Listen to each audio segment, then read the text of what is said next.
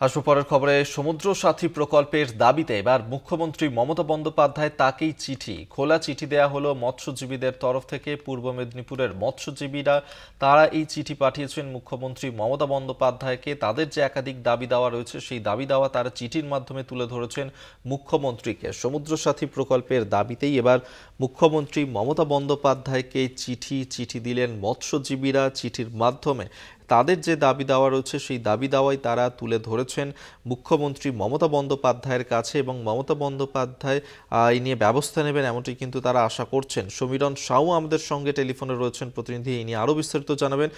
সমীরণ, এই যে মুখ্যমন্ত্রী মমতা বন্দ্যোপাধ্যায়কে খোলা চিঠি দিয়েছেন মৎস্যজীবীরা, কি উল্লেখ করা হয়েছে এই চিঠিতে? প্রায় 2 বছর ধরে যে ব্যান পিরিয়ড গেছে, এই 2 বছর ব্যান পিরিয়ডে মুখ্যমন্ত্রী প্রতিশ্রুতি দিয়েছিলেন যে যে সমুদ্র যে সমস্ত ক্ষুদ্র ক্ষুদ্র ক্ষুদ্র মৎস্যজীবীরা থাকে, যারা বিশেষ করে ছোট ছোট নৌকা নিয়ে মাছ শিকার করে কিংবা বড় ট্রলার, তো তাদের ক্ষেত্রে এই ব্যান পিরিয়ডে যাতে মাছের যোগান না কমে, মাছ যাতে উৎপাদন বাড়ে, তার এই ব্যান পিরিয়ডে মৎস্য শিকারের নিষেধাজ্ঞা জারি করেন। এবং তিনি যেমনটা জানান যে প্রতি বছর 15ই এপ্রিল থেকে 14ই জুন পর্যন্ত এই ব্যান পিরিয়ড থাকে।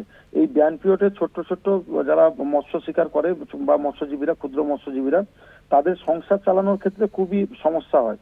এই সমস্যার কথা ভেবে রাজ্যের মানবিক মুখ্যমন্ত্রী মৎস্যজীবীদের জন্য সমুদ্র সাথী প্রকল্পের মাধ্যমে প্রতি মাসে 5,000 অর্থাৎ 2 মাস ব্যান পিরিয়ডে 10,000 টাকা দেওয়ার কথা ঘোষণা করে। এই টাকা দীর্ঘ 2 বছর পেরিয়ে গেলেও মৎস্যজীবীরা পায়নি, যে কারণে তারা বারবার বিভিন্ন সরকারি দপ্তরে আধিকারিকদের সঙ্গে বা বিশেষ করে মৎস্য দপ্তরের আধিকারিকদের সঙ্গে তারা কথাবার্তা বলেও এর কোনো সদুত্তর পায়নি। যে কারণে তারা গতকাল কিন্তু সেখানে কাঁথির যে মিন ভবন রয়েছে, জেলার যে কটি ব্লক রয়েছে, সমস্ত ব্লক থেকে কিন্তু মহিলা মৎস্যজীবীরা তারা কিন্তু কালকে এসে বিক্ষোভ দেখায় এবং কাছাকাছি তারা পাশাপাশি তারা যেমনটা জানান যে 2 বছর কেটে গেলেও কোনো সদুত্তর পাওয়া যায়নি। মুখ্যমন্ত্রী কি আদৌ শুধু প্রতিশ্রুতি দিয়েছিলেন নাকি মৎস্যজীবীদের সঙ্গে পাশে দাঁড়াবেন, এমনটাও তারা জানিয়েছে।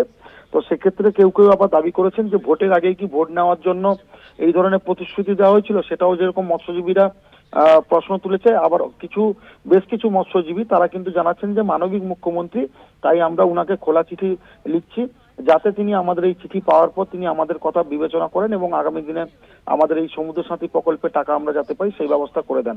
সেখানে উপস্থিত যার যে সমস্ত মহিলা মৎস্যজীবী ছিল, তাদের মধ্যে পূর্ণিমাসী, হারুবালা সাহু, শ্রীদেবী কর, জ্যোৎস্না বরের মতো যে সমস্ত মৎস্যজীবীরা উপস্থিত ছিল, তারা জানাচ্ছেন যাদের সংসার চালানো নাজেহাল হয়ে পড়েছে। অভাব অনটনের মধ্যে দিয়ে তাদের সংসার চালাতে হচ্ছে। বাচ্চা স্কুল থেকে, ডাক্তারের চিকিৎসা থেকে, পারিবারিক যে ডেলি যে খরচ, সেই খরচ থেকে তারা যোগান দিতে হিমশিম খাচ্ছে। মুখ্যমন্ত্রী যে প্রতিশ্রুতি দিয়েছিল সেই প্রতিশ্রুতি মতো 2 মাসে যদি 10,000 টাকা দিত, সেটা তাদের মহার্ঘ ভাতা হিসাবে তারা সেটা আনন্দে সেটা গ্রহণ করতো, এমনটাই তারা জানাচ্ছেন।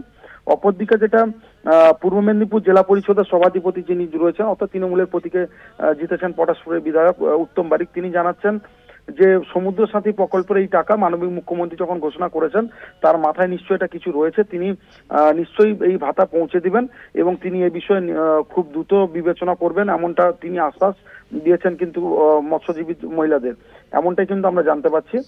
সেক্ষেত্রে কিন্তু আগামী দিনে যে এই আন্দোলন কতটা রূপরেখা দেয় বা এই চিঠি পৌঁছানোর পর মুখ্যমন্ত্রী কি পদক্ষেপ নেয়, সেটাই দেখার বিষয়। অভিক, ধন্যবাদ সমীরণ তোমায়। সমীরণ সাউ টেলিফোনে ছিলেন প্রতিনিধি।